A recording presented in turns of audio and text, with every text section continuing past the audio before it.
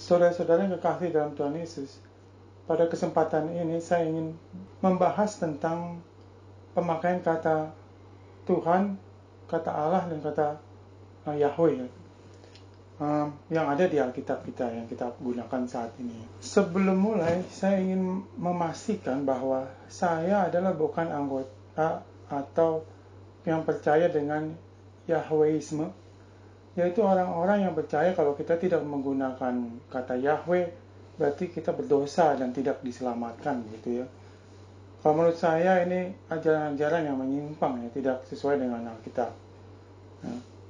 Ini adalah ajaran-ajaran yang nonsens kalau menurut saya. Dan saya juga bukan anggota Yehova. Jadi saya tidak mempertahankan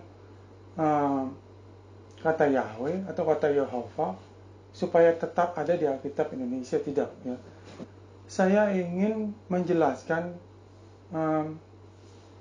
kita harus menggunakan kata bahasa Indonesia, gitu ya. Bahasa Indonesia yang baku, yang benar, yang kita gunakan sehari-hari, yang sesuai dengan kamus bahasa Indonesia, gitu ya. Dan saya akan menanggapi videonya dari LAI, Lembaga Alkitab Indonesia. Jadi saya ingin menjelaskan tentang penggunaan kata Allah, Tuhan dan Yahweh, gitu ya, di dalam Alkitab. Dan juga saya ingin menanggapi videonya Pak Pendeta Ezra Solo yang menjelaskan kenapa di Alkitab menggunakan kata Tuhan dan kata Allah, bukan kata Yahweh, gitu ya. Nah, dari kedua video ini saya akan menanggapinya. Sebelumnya saya juga ingin berterima kasih kepada LAI, Lembaga Alkitab Indonesia, yang memberikan informasi kepada saya, karena informasi ini saya butuhkan untuk menyelesaikan video ini. Dan di video ini saya tidak punya keinginan atau tujuan untuk menyerang LAI atau menjatuhkan LAI, atau menyerang Pendeta Ezra Solo, atau menjatuhkan Pendeta Ezra Solo, sama sekali tidak. Ya. Video ini tanggapan saya ini adalah untuk sebagai edukasi, ya, edukasi bagaimana kita harus membuat Alkitab kita itu lebih baik dari sekarang, gitu ya. Kita ada sebagai pengguna Alkitab. Jadi tujuan saya itu tidak mau menyerang mereka, hanya untuk memperbaiki Alkitab yang sudah ada saat ini, yang dari terjemahan baru atau dari tahun 1974 ya. Sampai sekarang kita masih menggunakan Alkitab yang sama, ya. Dan banyak sekali saya perhatikan kalau saya lihat di pendeta-pendeta yang menjelaskan tentang penggunaan kata Allah dan Yahweh, ya. Mereka itu banyak berfokusnya kepada bahasa Ibrani, bahasa Yunani, dan bahasa Arab. Ya. Kalau bahasa Ibrani dan bahasa Yunani memang harus kita fokus karena itulah bahasa aslinya Alkitab, gitu ya. Tapi kenapa fokus ke bahasa Arab, gitu? Tidak fokus kepada bahasa Indonesia. Nah, pada kesempatan ini saya ingin menjelaskan bagaimana kalau kita fokus kepada bahasa Indonesianya. Apa yang harus kita padanan kata yang lebih tepat itu apa, gitu ya. Saya akan putar video dari LAI, ya. Ini di sini adalah bicara tentang Romo Profesor Dr. Martin Harun. Kita lihat saja dulu videonya. Pertama-tama harus ditegaskan, penulisan Yahweh tetap dipertahankan dalam kitab suci Ibrani. Akan tetapi sejak zaman pembuangan, nama suci itu semakin dihindari pengucapannya oleh umat Yahudi yang sangat menghormati kekudusannya. Setiap kali mereka menemukan nama Yahweh, mereka menyebutnya Adonai, yang berarti Tuhan. Ketika Alkitab Ibrani diterjemahkan ke dalam bahasa Yunani di kota Alexandria di Mesir, Yahweh tidak dipertahankan, melainkan dipadankan dengan istilah Yunani Kyrios, yang berarti Tuhan. Menurut Profesor Dr. Martin Harun ini, ya, kata Kyrios atau Adonai, ya, itu artinya Tuhan, gitu ya. Dan kita semua tahu di sini bahwa Adonai dan Kurios. Dan saya yakin juga Pak Martin Harun ini ya, mengerti juga kalau Adonai dan Kurios itu adalah bukan artinya Tuhan ya, tapi arti yang tepat apa? Tuan ya. Padanan kata di Indonesianya, di kamus Indonesia itu adalah Tuan, bukan Tuhan. Nah, ada pendeta yang mengatakan juga kalau Tuhan dan Tuhan itu adalah sama ya. Saya heran juga ya kalau ada seorang pendeta yang mengatakan kalau Tuhan dan Tuhan itu sama ya. Mengacunya kepada kamus yang mana kalau Tuhan dan Tuhan itu sama? Walaupun bedaannya hak, ya, tapi Tuhan dan Tuhan itu kata yang sangat berbeda. Jadi kita harus mengacu kepada kamus bahasa Indonesia. Yang di saat ini saya menggunakan kamus besar bahasa Indonesia yang edisi kelima, edisi yang baru ya. Kalau saya perhatikan edisi ketiga itu, saya punya edisi ketiga itu agak berbeda. Ya, ada yang kata-kata yang berbeda yang saya menggunakan di sini. Tapi yang saya gunakan sekarang adalah edisi kelima. Kalau ada orang yang mengatakan kalau Tuhan itu sebenarnya tidak digunakan, kalau di bahasa Indonesia Tuhan itu tidak pernah digunakan untuk menyebut nama Tuhan. Ya memang tidak pernah digunakan, karena memang kita juga tidak pernah menggunakannya di Alkitab pun kita tidak menggunakan kata Tuhan. Untuk sebutan Tuhan itu tidak pernah. Itu makanya di Alkitab KBBI edisi kelima saat ini juga tidak ada kata Tuhan. Kata Tuhan itu tidak ada untuk menyebut kata Tuhan gitu. Karena kita juga tidak pernah menggunakannya. Kalau kita menggunakannya, kita di KBBI juga pasti ada ditulis ya, sebutan untuk nama Tuhan gitu. Pasti ada tulisannya seperti itu. Contohnya seperti Bapa. Bapa itu sebenarnya Tuhan apa bukan? Kan bukan. Tapi karena orang Indonesia menyebut Tuhan kita Bapa, itulah sebabnya di edisi yang kelima ini ditulis bahwa Bapa itu adalah sebutan untuk Tuhan, untuk orang Kristen. Di sebelah kiri ada tulisan Kris. Kris itu maksudnya agama Kristen yang menggunakannya. Nah sama juga dengan kata Tuhan, karena kita tidak menggunakannya, maka tidak ada di KBBI. Ya. Tapi kata Tuhan dan kata Tuhan itu sangat berbeda, dalam makna artinya sangat berbeda. Kata Tuhan, ya, dari Ibrani, bahasa Ibrani, mereka sendiri, ya, bahasa aslinya Alkitab, Ibrani dan Yunani. Di Ibrani kata Tuhan itu juga mereka gunakan untuk manusia juga. Ya. Contohnya di 1 Samuel 26 ayat 17. Ini Saul yang berbicara ya, 1 Samuel 26 ayat 17. Suaramukah itu anakku Daud? Jawab Daud, suaraku Tuanku Raja.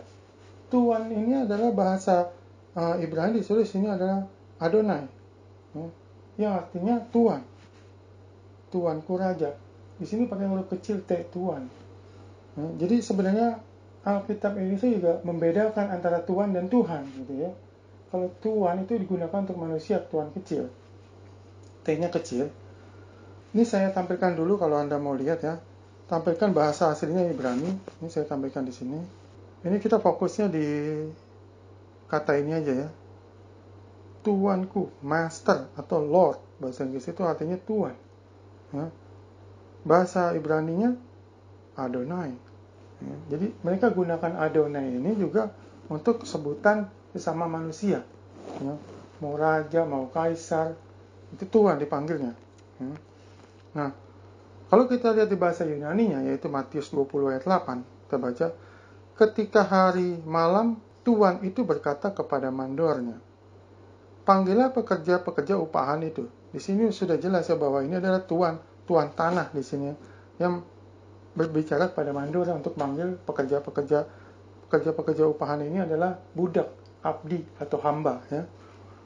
Nah, tuan di sini juga bahasa Yunani mengatakan dengan kata kurios. Ya, kurios yang artinya tuan. Jadi baik bahasa Yunani, bangsa Yunani, dan bahasa Ibrani, bangsa Israel, mereka juga menggunakan kata Tuhan ini untuk manusia. Ya. Jadi nggak ada alasannya karena di Indonesia tidak mengacu kepada Tuhan, maka kita tidak bisa menggunakannya. Tidak ada alasan itu karena memang itu konsepnya. Ya. Kalau kita menghilangkan kata Tuhan dan diganti kata Tuhan, itu konsep antara hubungan antara tuan dan budaknya, tuan dan abdinya, tuan dan hambanya, itu hilang di orang Kristen di Indonesia. Karena kita nggak pernah menyebut Tuhan kita adalah Tuhan. Jadi Tuhan itu Adonai atau Kurios. Bagi mereka, ini tradisi orang Israel, itu adalah peran Tuhan di dalam hidup mereka. Itu adalah sebagai Tuhan, sebagai pemimpin di hidup mereka. Mengenai kata Tuhan dan Tuhan ini ya, saya ada satu video yang saya lihat ya. Ini menurut saya memalukan juga ya, karena di video ini ada diskusi tentang Islam sama Kristen. Dia tanya kepada pendetanya begini, bisa Anda tolong kasih ayatnya di mana Tuhan Yesus mengaku kalau dia adalah Tuhan. Dikasih sama pendeta itu adalah ayat Yohanes 13 ayat 13. Dikatakan di situ, memang aku guru dan Tuhan. Inilah ayatnya. Terus orang Islam itu bilang katanya, oh bukan Pak. Ya, di dalam bahasa aslinya Yunani itu disebut kurios, bukan theos.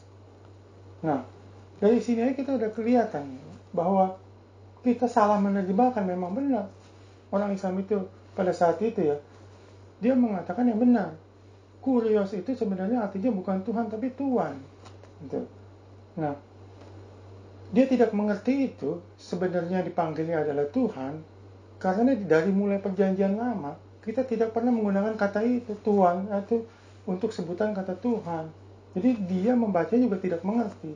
Kalau dia di luar Kristen membaca Alkitab juga akan salah paham, karena kita tidak menggunakan bahasa Indonesia yang benar. Jadi hal-hal seperti ini bisa dihindari, dan maksudnya kita tidak menjadi salah menerjemahkan. Sebenarnya kata aslinya, padanan kata yang tepat di Indonesia itu sudah ada, cuma kita tidak mau menggunakannya, yaitu Tuhan. Kalau kita mau membandingkan dari bahasa dari perjanjian baru ya, konsep yang Tuhan ajarkan kepada kita, yaitu tentang konsep hubungan antara Bapa dan anak. Ya, kita memanggil Tuhan kita itu juga Bapa. Nah, konsep itu pertama kali diperkenalkan di Matius ya. Kalau kita perhatikan lagi cerita tentang ketika Tuhan Yesus dibaptis oleh Yohanes Pembaptis ya. Di Matius 3 ya kalau nggak salah ya. Nah, pada saat Tuhan Yesus dibaptis, Roh Kudus turun ke atas Tuhan Yesus berupa burung merpati. Dan kemudian langit terbuka, ada suara Tuhan yang mengatakan, inilah anakku yang kukasihi, kepadanya lah aku berkenan. Dia bilang, anakku yang kukasihi. Nah, sejak itu Tuhan Yesus memanggil Tuhan adalah dengan sebutan Bapa. Ya. Kita bisa lihat di Matius 10 ayat 32 ya. Baca, setiap orang yang mengakui aku di depan manusia, aku juga akan mengakuinya di depan Bapakku di surga. Jadi Tuhan Yesus sendiri menyebut Tuhan itu adalah Bapa, Bapakku di surga. Bukan hanya Tuhan Yesus yang menyebut Tuhan itu adalah Bapa, kita juga menyebut Tuhan itu adalah Bapa. Ya, kita bisa lihat di Matius 6 ayat 9. Ini tentang doa ya. Bagaimana kita berdoa? Tuhan Yesus menjelaskan, jika mau berdoa, berdoalah seperti ini. Ya. Bapa kami yang di surga, dikuduskanlah namamu. Ya. Bapa kami. Jadi kita memanggil Tuhan itu dengan sebutan Bapa. Ya. Kalau kita lihat kamus KBBI yang sekarang itu, yang seperti yang saya jelaskan sebelumnya, karena kita menggunakan nama Bapa untuk Tuhan, sebutan Tuhan, di KBBI itu ada dijelaskan kalau orang Kristen itu menggunakan kata Bapa ini sebagai sebutannya Tuhan. Ya. Nah, konsep seperti ini dijelaskan oleh Tuhan sendiri tentang hubungan antara Bapa dan anak. Ini sama dengan konsep yang ada di Perjanjian Lama, ya, yaitu konsep tuan dan hamba, ya, tuan dan abdi, tuan dan budak. Ya. Konsep itu yang kita kehilangan dari Perjanjian Lama. Dan saya rasa ini mesti dibalikin lagi konsep ini. Jangan sampai kita kehilangan dua konsep ini. Ini adalah konsep-konsep yang sangat dasar gitu. Kalau kita lihat bagaimana bahasa Alkitab dengan bahasa lain diterjemahkan, coba kita lihat ya. Ini saya pinjam juga videonya dari LAI ya. Ini videonya LAI tentang bahasa-bahasa bagaimana mereka menerjemahkan bahasa Alkitab di dalam bahasa mereka. Contoh bahasa Inggris ya. Ini diambil dari Yesaya 61 ayat 1 ya. Kita lihat videonya. Bahasa Inggrisnya ditulis Lord. Kita tahu ya kalau Lord itu artinya apa? Tuan. Tuan itu maksudnya adalah Tuan dengan T huruf besar ya. Kita bisa bedain dengan jika memanggil Tuan dengan untuk manusia itu Tuan T dengan huruf kecil gitu ya. Nah, kita lihat bahasa Jerman. Bagaimana bahasa Jerman terjemahkannya? Dengan sebutan H-E-R-R atau Herr yang disebutnya mungkin Herr. Nah, Herr ini adalah Tuan artinya. Ya, bukan Tuhan, ya. Tuan artinya. Kita lihat bahasa Belanda. Bagaimana mereka menerjemahkannya? Jadi katakan Heer. Heer itu artinya Tuan. Kalau bahasa Belanda lebih ini lagi ya, ditulis di sini Heer 2 kali. Ya. Heer, Heer. Soalnya ini menerjemahkan tentang Adonai dan Yahweh. Adonai itu artinya padanan kata di Belanda itu Heer. Yahweh dibaca oleh orang Israel sebagai Adonai. Jadi 2 kali Heer, Heer. Benar. Ya. Kita lihat bahasa Perancis. Ini tulisannya Seiner. Saya nggak tahu bacanya bagaimana. Seiner. Ini adalah artinya kalau Anda mau melihat, mau memverifikasi, silakan verifikasi. Ini artinya Tuhan juga. Ya. Demikian juga dengan bahasa Itali. Kita lihat di sini bahasa Itali. Signore. Ya. Signore itu artinya apa? Tuhan juga. Jadi tidak ada artinya Adonai itu yang mengartikan Tuhan. Nggak ada. Hanya bahasa Indonesia saja yang mengartikan Adonai itu adalah Tuhan. Hanya bahasa Indonesia. Dan Tuhan itu artinya bukan Tuhan. Ya. Tuhan dan Tuhan itu sangat berbeda. 2 kata yang berbeda di dalam kamus bahasa Indonesia. 2 kata yang sangat berbeda. Dan saya rasa juga di kamus Ibrani dan kamus yang lain, pasti 2 kata yang sangat berbeda. Bahasa Inggris juga 2 kata yang berbeda. Bahasa Inggris katakan Lord. Lord itu adalah Tuan. Orang yang berkuasa. Tuan itu orang yang berkuasa. Orang yang memimpin. Pemimpin perusahaan disebut dengan Tuan. Dan sebenarnya Adonai itu ya sudah ada digunakan oleh orang Israel jauh sebelum bangsa Israel mengalami pembuangan. Setelah bangsa Israel dibuang di Babylon. Nah, itu abad ke-6 dan abad ke-3 mereka mulai tidak mau mengucapkan Yahweh karena sakral. Dan mereka mengganti dengan Adonai. Adonai itu bukan kata yang baru buat mereka. Adonai itu memang sudah digunakan. Contohnya di sini, di Yesaya 6. Atau di Kejadian 2. Musa itu sudah menggunakan kata Adonai. Adonai Yahweh. Gitu ya. Sudah ada kata Adonai. Jadi bukan suatu kata yang baru. Sini, ya. Di 1 Samuel, Tuan juga. Adonai juga. Untuk manusia. Nah, sekarang kita masuk di dalam penanggapan saya terhadap kata Allah. Ya. Tadi kata Tuhan. Ya. Nah, kenapa LAI tetap mempertahankan kata Allah ini? Saya sangat tidak setuju LAI tetap mempergunakan kata Allah. Ya. Karena alasannya adalah, saya bukan orang Arab, saya orang Indonesia. Allah itu adalah bahasa Arab, ya. Bukan bahasa Indonesia. Memang itu asal dari Melayu, bahasa Melayu. Ya. Tapi sekarang kita tidak menggunakan di bahasa Melayu. Di bahasa Indonesia, kata Allah itu berbeda. Kita lihat dulu dari sejarahnya, supaya Anda mengerti. Ya. Sejarah Alkitab, kenapa LAI tetap mempertahankan kata Allah ini. Ya. Kalau kita lihat dari sejarah Alkitab, Alkitab pertama di Indonesia itu pada tahun 1612. Itu Alkitab diterjemahkan oleh orang Belanda yang nama Albert Cornelius Ruy. Itu pada tahun 1612. Ini terjemahan hanya Matius dan Markus ya. Nah, kalau di dalam menerjemahkan bahasa, pasti orang menggunakan apa? Kamus ya. Kita tidak bisa terlepas dari kamus. Karena kamus itu sumbernya bahasa. Ya, segala macam kata dari situ dan penjelasannya, makna katanya apa. Acuan itu kamus. Kalau mau menerjemahkan bahasa Ibrani ke Indonesia, pasti kita menggunakan kamus bahasa Indonesia. Nah, pada saat itu ketika Cornelius Ruyu ini menerjemahkan ke bahasa Melayu, kita lihat kira-kira kamus yang beredar pada tahun itu kamus apa, gitu ya.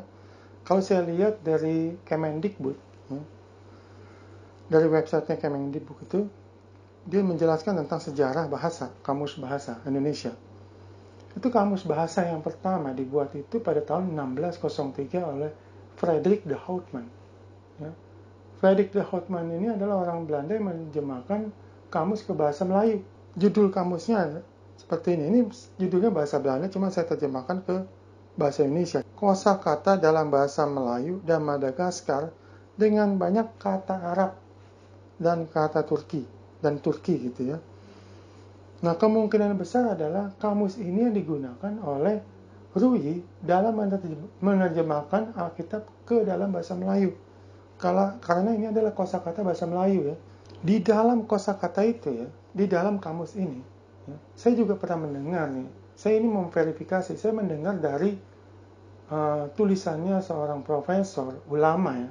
Dia katakan bahwa kenapa orang Kristen menggunakan kata Allah itu karena di kitab yang pertama itu, Ruyi ini, karangan Ruyi, itu kata Allah belum ada. Maksudnya kata Tuhan itu belum ada. Makanya dia menggunakan kata Allah. Yang nggak ada pilihan lain. Dia nggak ngerti Tuhan itu belum ada, belum digunakan. Untuk memverifikasi ini, saya harus melihat, apakah benar Alkitab terjemahan Ruyi ini, ya, memang belum ada kata Tuhan. Gitu. Ya, maka saya hubungin LAI, ya, dan LAI menanggapinya di fotonya itu, ya, kitab Ruyi. Ya. Di Matius 1:20 dan Matius 3 ayat 9. Karena kedua ayat ini, dan Ruyi juga hanya menerjemahkan Matius dan Markus ya. Nah, di dalam kedua perbedaan ayat ini, Matius 1 itu menggunakan Yunaninya itu kurios, dan Matius 3 itu adalah theos. Ya, saya mau membedakan bagaimana dia menerjemahkan kedua bahasa yang berbeda ini, yang artinya berbeda. Di Matius 1:20, di sini tulis, maka tatkala, ini saya baca berdasarkan apa yang tertulis ya. Jadi kedengarannya mungkin harus lucu. Maka tatkala dia berkehendak itu, lihatlah malaikat Allah menghadapnya dalam mimpi. Ya, kita berhenti di situ. Di sini dikatakan malaikat Allah. Ya. Allah di sini adalah sebenarnya kurios. Ya. Kalau yang baru diterjemahkan sebagai Tuhan. Ya.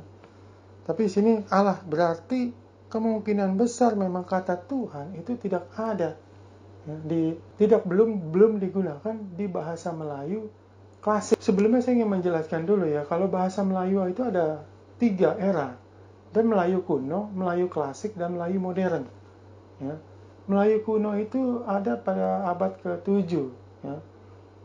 Dan Melayu klasik itu ada pada abad ke-15, baru ada. Dan Melayu modern itu abad ke-19, baru ada Melayu modern. Dan Melayu Ruyi ini menggunakan Melayu klasik, bukan Melayu kuno, Melayu klasik.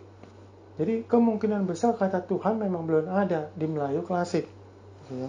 Nah, kita baca sekarang, kita tuliskan baca Matius 3:9 dari terjemahan Ruyi juga. Ini membedakan antara kurios dan theos. Saya baca sesuai dengan apa yang ditulis juga. Dan jangan kamu berpikir atau berkata, kita punya Ibrahim akan bapa kami. Karena aku beritahumu, Allah jadi kawafa berbangkit juga daripada batu ini, kanak-kanak Ibrahim. Nah, jadi kata Allah ini juga artinya bahasa aslinya itu theos, diterjemahkan juga Allah. Ya, jadi memang kurios dan theos diterjemahkan ke bahasa Melayu menggunakan kata Allah, karena belum ada kata Tuhan. Kemungkinan itu benar ya, kemungkinan besar ya. Nah, kita bisa bandingkan dengan Alkitab yang menggunakan bahasa Melayu modern. Apakah nama Tuhan sudah ada atau belum? Orang pertama yang menggunakan bahasa Melayu modern untuk menerjemahkan Alkitab ada William Syllaber tahun 1879 dia hanya menerjemahkan Matius dengan menggunakan Melayu modern. Kalau kita perhatikan di Alkitab Selaber di Matius ya, kita baca sini Matius 1:20 sama seperti tadi. Ya, saya baca sesuai dengan apa yang ditulis. Tetapi sementara ia memikirkan hal itu, maka kelihatanlah padanya dalam mimpi seorang malaikat Tuhan, Toehan di sini tulis ya. Tuhan ini sekali lagi ini kurios. Ya, kita lihat Tuhan udah muncul di Matius 1 ayat 20 yang diterjemahkan oleh Selaber. Ini menggunakan sekali lagi Melayu modern. Sudah muncul kata Tuhan. Ya. Kalau kita baca Matius 3 ayat 9, ini Melayu modern berarti lebih dekat kepada bahasa Indonesia ya. Karena bahasa Indonesia sudah mudah kita mengerti. Ya. Matius 3 ayat 9. Dan janganlah kamu berpikir dalam hatimu hendak berkata, Ibrahim jadi bapa kita, karena aku berkata padamu, bahwa Allah berkuasa mengadakan anak-anak bagi Ibrahim pada batu-batu ini pun. Ya. Jadi di sini dikatakan Allah. Ya, ini adalah Matius 3:9 ini aslinya Theos. Ya. Katakan Allah. Jadi memang benar Tuhan itu baru ada muncul di Melayu modern. Ya. Ini jauh sebelum LAI membuat kitab terjemahan baru ya. Lalu kapan LAI membuat Alkitab pertamanya? Karena kita udah merdeka, sudah 13 tahun kita nggak punya Alkitab setelah merdeka. Nah ini LAI berusaha untuk menerjemahkan Alkitab, tapi kan membutuhkan waktu. Sehingga mereka membuat Alkitab yang disebut dengan Alkitab darurat. Mereka menerbitkan Alkitab darurat itu pada tahun 1958. Alkitab darurat ini isinya tidak lain adalah dari perjanjian lamanya perjanjian lama terjemahannya Klinker pada tahun 1879, ya, dan perjanjian baru terjemahannya Bode tahun 1938. Isinya kedua ini. Jadi kombinasi digabung jadi satu Alkitab yang untuk Alkitab darurat, untuk Alkitab bahasa Indonesia, gitu ya. Dan terjemahannya masih sama dengan apa yang Melayu modern yang tadi saya baca. Nah, kitab ini disebut dengan terjemahan lama atau TL. Nah, kitab TL yang warnanya biru ya. Saya ingat dulu orang tua saya juga menggunakan itu. Nah, lalu tahun 1971 muncullah mulai LAI untuk menerjemahkan dari bahasa aslinya itu Yunani. Mungkin saya nggak tahu apakah langsung dari Ibrani atau dari Septuagint gitu ya. LAI itu menerjemahkannya. Jadi tahun 1971 itu udah mulai menerjemahkan dan terbit tahun 1974 sampai sekarang kita gunakan tuh sama ya. Nah, tahun 1971 kalau kita perhatikan kira-kira mereka acuannya kamus yang mana? Di Kemendikbud itu bercerita tentang sejarahnya kamus yang pada tahun 1952 sudah ada ya, yang dikeluarkan oleh Lembaga Penyelidikan Bahasa di Universitas Indonesia. Mereka menerbitkan yang judulnya Kamus Umum Bahasa Indonesia. Itu tahun 1952 udah ada. Yang kemudian diperbaharui oleh Lembaga Bahasa Nasional pada tahun 1969. Ya. Jadi tahun 1969 itu sebenarnya udah ada bahasa yang baku. Maksudnya bahasa yang baku di sini tahun 1969 kamus ini dinamakan Kamus Indonesia Generasi Baru. Jadi bahasa Melayu modernnya itu sudah mulai tidak ada ya. KBBI itu baru ada 1988. Dan kemungkinan besar memang LAI itu menggunakan kamus ini gitu ya, yang beredar pada saat itu, Kamus Generasi Baru dari Lembaga Bahasa Nasional, atau mungkin juga kamus dari Lembaga Penyelidikan Bahasa Universitas Indonesia yang diterbitkan tahun 1952. Kemungkinan dari dua ini ya. Dan saya yakin di dalam kedua kamus ini sudah ada kata Tuhan dan penjelasan kata Allah apa. Nah, sekarang kita lihat dari KBBI yang saat ini ya. Saya acuannya itu KBBI edisi kelima yang baru. Ini karena kita mau menerjemahkan bahasa Ibrani atau bahasa Yunani ke bahasa Indonesia. Ya, kita harus menggunakan kamus bahasa Indonesia. Tuhan itu apa? Sesuatu yang diyakini, dipuja dan disembah oleh manusia sebagai yang maha kuasa, maha perkasa, maha esa, maha pencipta, dan sebagainya. Maha disitus dan sebagainya. Bisa maha apa aja, pokoknya yang maha.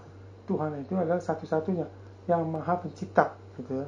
Nah, sekarang kita lihat kamus kata Allah di KBBI. Allah itu artinya apa? Nama Tuhan dalam bahasa Arab. Benar nggak kalau KBBI mengatakan bahwa Allah itu adalah nama Tuhan dalam bahasa Arab? Benar. Allah itu adalah bahasa Arab, bukan bahasa Indonesia. Terus di sini dikatakan Allah itu artinya pencipta alam semesta yang maha sempurna, yang maha esa, yang disembah. Ya. Menurut Anda, maha sempurna, maha esa, yang disembah, sama nggak artinya dengan Tuhan? Maha sempurna, maha perkasa, maha esa, maha cipta, sama nggak kira-kira menurut Anda? Makna katanya sama atau tidak? Sama makna katanya. Itulah sebabnya orang Indonesia seharusnya menggunakan kata apa? Jadi menurut saya kata Elohim itu ada El, itu adalah artinya Tuhan, Sang Pencipta yang menciptakan langit dan bumi. Itulah makna kata Elohim bagi orang Ibrani. Kalau kita lihat di Kejadian 1 ayat 1, pada mulanya Allah di sini sebut yang terjadi Alkitab kita. Yang seharusnya Allah ini diganti dengan Tuhan. Karena Elohim ini ya, adalah Sang Pencipta. Kalau kita lihat terjemahkan ke Sang Pencipta, diterjemahkan ke bahasa Indonesia, makna kata yang tepat kira-kira bahasa Indonesianya apa? Tuhan, tidak ada yang lain. Karena di KBBI dijelaskan kalau Allah itu bahasa Arab. Memang benar Allah bahasa Arab. Udah bukan bahasa Melayu lagi, udah bukan bahasa Indonesia lagi. Nah, Allah itu adalah bahasa Arab. Kita bukan orang Arab, kita orang Arab bukan. Kita bukan orang Arab. Kita bukan tinggal di Arab, kita tinggal di Indonesia. Kita bukan bangsa Arab, kita bangsa Indonesia.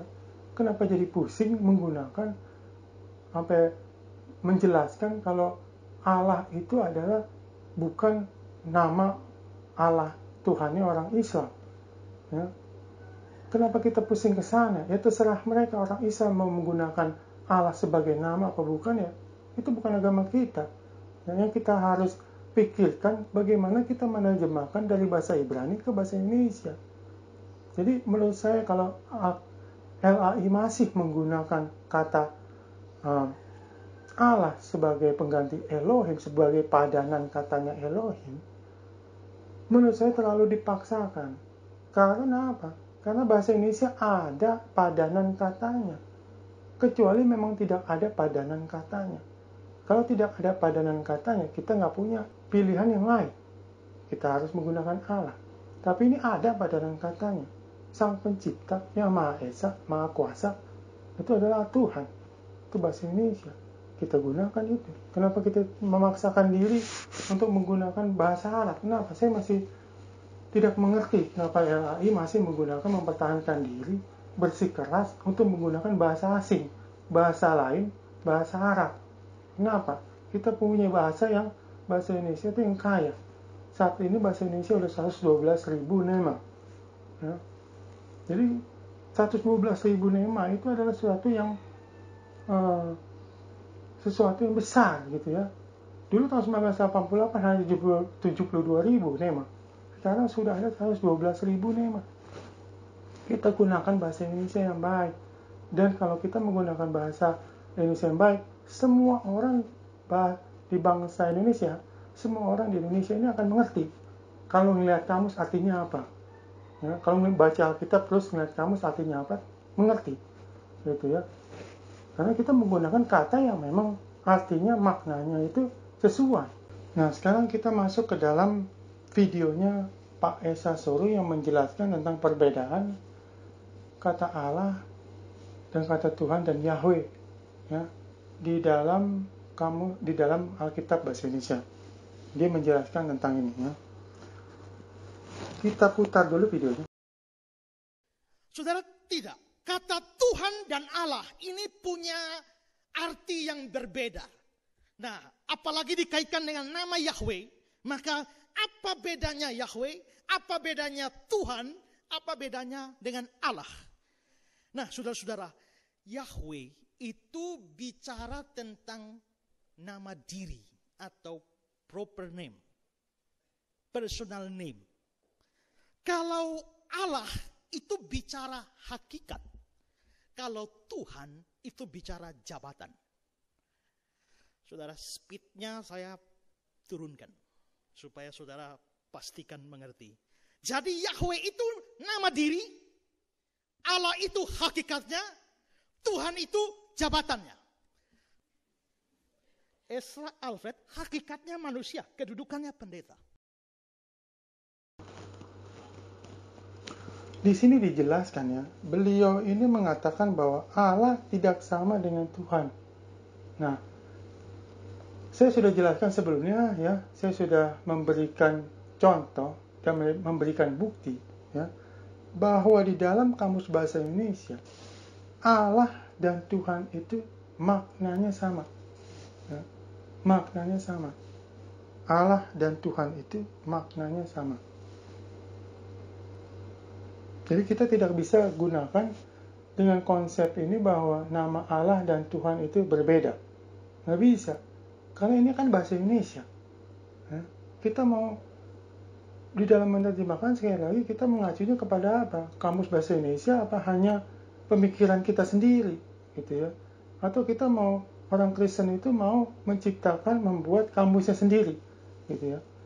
Sedangkan di kamus KBBI yang edisi kelima itu ada mencakup semua. Kalau kita lihat di tadi yang saya jelaskan itu mengenai kata Bapa, di sebelah kiri, paling kiri ada tulisan Kris. KRIS itu adalah agama Kristen yang menggunakan kata itu. Ya, itu sudah ada.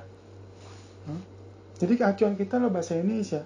Jangan kita membuat arti yang berbeda dari arti sebenarnya bahasa Indonesia. Gitu. Akan membingungkan sekali. Jadi Allah itu dibilang tidak sama dengan Tuhan, tidak ada alasannya. Acuannya apa? Allah itu sama dengan Tuhan. Yang tadi saya jelaskan, Tuhan itu sesuatu yang diyakini, dipuja, disembah oleh manusia yang Maha Esa, Maha Kuasa, Maha Perkasa. Allah juga sama, yang pencipta, yang Maha Sempurna, Tuhan yang Maha Esa, yang disembah, Maha Kuasa, Maha Pencipta, sama. Itu adalah padanan katanya. Saya nggak bisa katakan sinonim, karena di sini ditulis Allah itu adalah nama Tuhan dalam bahasa Arab, ya, bukan bahasa Indonesia.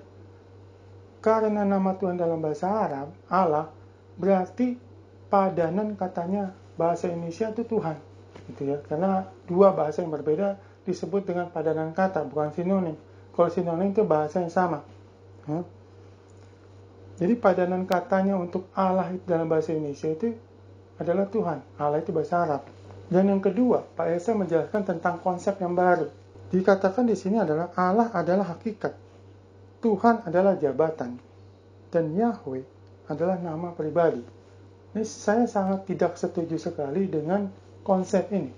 Karena menurut saya konsep seperti ini tidak ada dasarnya, membingungkan. Jadi menurut saya, tanggapan saya seperti ini. Allah bukan hakikat, Tuhan bukan jabatan, dan Yahweh bukan nama pribadi. Tuhan tidak mempunyai nama pribadi. Tidak punya nama diri. Tidak punya personal name Tuhan. Nanti saya jelaskan kenapa Tuhan tidak punya personal name. Yahweh bukan personal name Tuhan. Saya mulai dulu dari hakikat. Kalau kita lihat KBBI, hakikat itu artinya apa?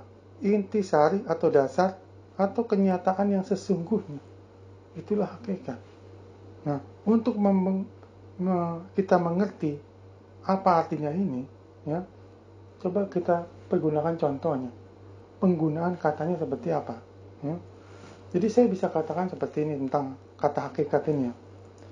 Pada hakikatnya Tuhan tidak berubah. Ya, dahulu, sekarang, sampai selamanya Tuhan tidak berubah. Itu hakikat Tuhan. Sebenarnya Tuhan seperti itu. Sesungguhnya Tuhan seperti itu. Secara alami Tuhan seperti itu. Pada hakikatnya Tuhan tidak berubah. Gitu ya. Itu saya bisa gunakan hakikat seperti itu. Ya. Atau saya bisa gunakan pada hakikatnya manusia itu berdosa. Jadi sesungguhnya manusia berdosa. Pada dasarnya manusia berdosa. Pada hakikatnya manusia berdosa. Nah, itulah penggunaan kata hakikat. Pada dasarnya, sesungguhnya. Sekarang dibilang kata Allah adalah hakikat. Allah adalah sesungguhnya. Maksudnya apa? Allah itu adalah nomina. Hakikat itu adalah nomina. Allah adalah hakikat. Penggunaan katanya berbeda antara Allah dan hakikat. Jadi tidak bisa dikatakan Allah adalah, kata Allah itu adalah hakikat. Sama sekali tidak ada dasarnya. Sekarang Tuhan adalah jabatan. Ini juga tidak ada dasarnya. Kalau kita lihat jabatan di kamus ya, pekerjaan atau tugas dalam pemerintahan atau organisasi atau fungsi, itu adalah jabatan. Kita tidak bisa menggunakan jabatan kepada Tuhan. Posisi Tuhan itu nggak ada jabatannya. Ya. Tuhan itu bukan jabatan. Kalau lebih tepat Tuhan itu memang suatu jabatan. Ya, bukan Tuhan. Tuhan bukan jabatan. Itu sebutan. Buat kita ketika kita berdoa, kita memuliakan nama Tuhan, itu sebutannya Tuhan. Bukan suatu jabatan. Ya. Tuhan itu jabatan. Nah, untuk Yahweh adalah nama pribadi menurut beliau. Ini diambil dari Kejadian 3 ayat yang ke-15 ya. Kalau Yahweh itu nama pribadi. Begini, Tuhan itu tidak mempunyai nama. Kenapa saya katakan tidak mempunyai nama? Tuhan itu tidak perlu nama. Ya. Kenapa saya katakan Tuhan tidak perlu nama? Sekarang kalau kita lihat ya, kita lihat lagi, kita perdalam lagi Kejadian 3. Kita buka sebelumnya. Kejadian 3 ayat yang ke-13. Kita baca. Di situ dikatakan bahwa Musa ini bertanya. Ya. Musa ini takut. Nanti orang Israel bertanya siapa namanya. Ya. Jadi Musa bertanya kepada Tuhan. Siapa namanya ketika orang Israel itu bertanya. Saya harus jawab apa? Siapa namanya? Nah ayat ini Kejadian 3 ini ya. Ini kejadian di mana Musa ini pada saat penampakan Tuhan terhadap Musa yang pertama di Gunung Horeb. Jadi Musa sedang mengembalakan kambing dombanya dan kemudian dia melihat semak duri yang berapi tapi tidak terbakar. Itu penampakan Tuhan. Ya. Dan di situ ada suara Tuhan. Nah itu disitulah akhirnya sampai pada ayat 13 dan 14 ini Musa bertanya. Ya. Dan ayat 14 itu Tuhan sebenarnya sudah menjawabnya sampai 2 kali. Aku adalah aku. Akulah aku. Ya.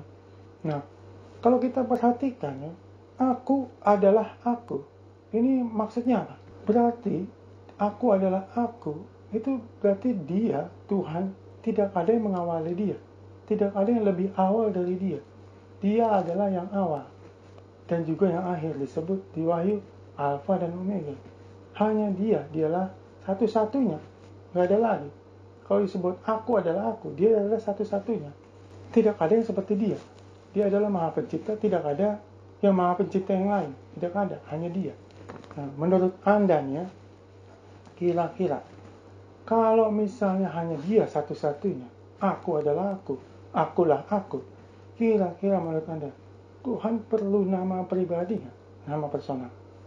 Soalnya begini ya, nama itu untuk, kenapa kita punya nama? Ya, nama pribadi. Nama itu satu untuk ya administrasi kependudukan.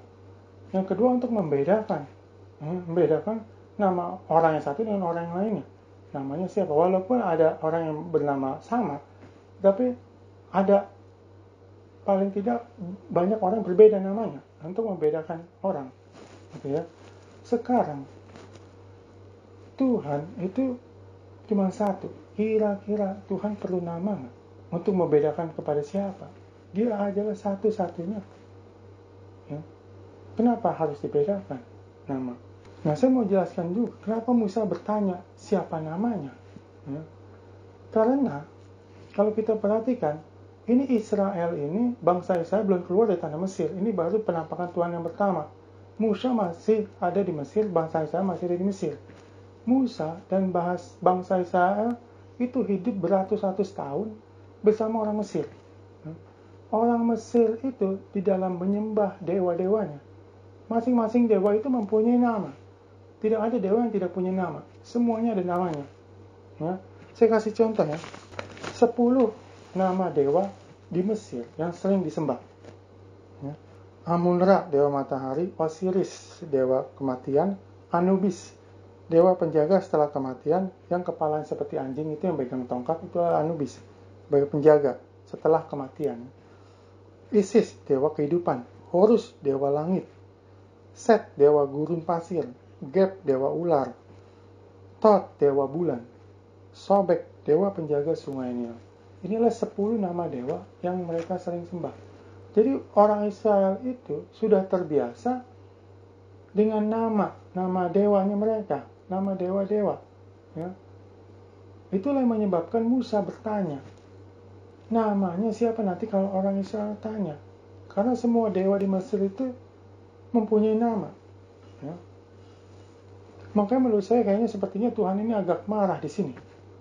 Pakai huruf besar semua. Aku adalah aku. Akulah aku.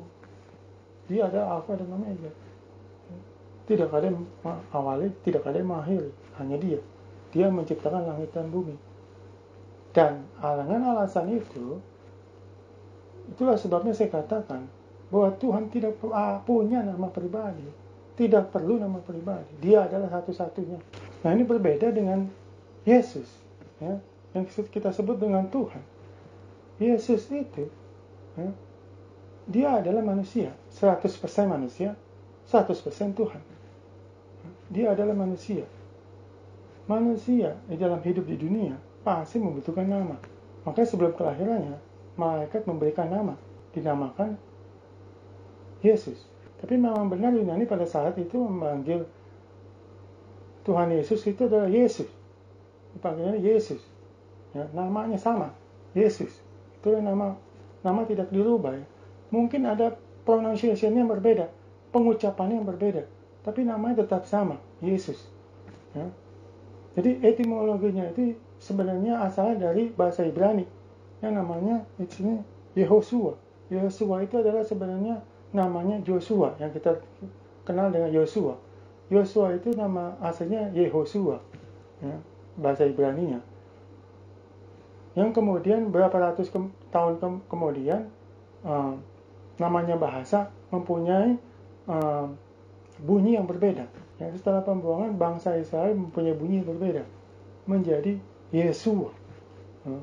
Yang kemudian beberapa lama kemudian berubah lagi menjadi lebih pendek, Yesu. Nah, kata Yesu ini, ya Yesu itu sering digunakan orang kalangan orang Ibrani sampai pada abad kedua. Bahasa Inggrisnya Jesus. Agak berbeda karena ya pengucapannya berbeda bahasa. Jadi pengucapannya berbeda.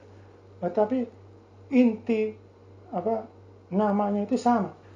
Nah, kesimpulannya begini, kalau kita menggunakan bahasa Indonesia yang sesuai dengan KBBI, ya, ini kita satu keuntungannya banyak, benefitnya buat orang Kristen sebenarnya banyak. Satu, kita ada lagi konsep melahirkan kembali konsep tradisi di orang Ibrani, yaitu hubungan antara Tuhan dan hambanya, Tuhan dan budaknya. Itu di perjanjian lama yang tidak ada. Ya, kita tidak mempunyai konsep itu.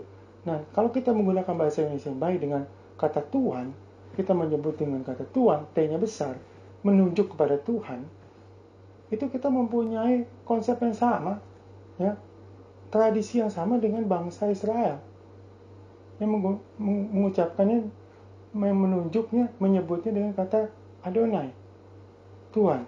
Ya, hubungan antara Tuhan dan budaknya, hambanya. Jadi Tuhan itu maksudnya di dalam hidup kita, peran Tuhan di dalam hidup kita itu sebagai Tuhan kita, sebagai pemimpin kita.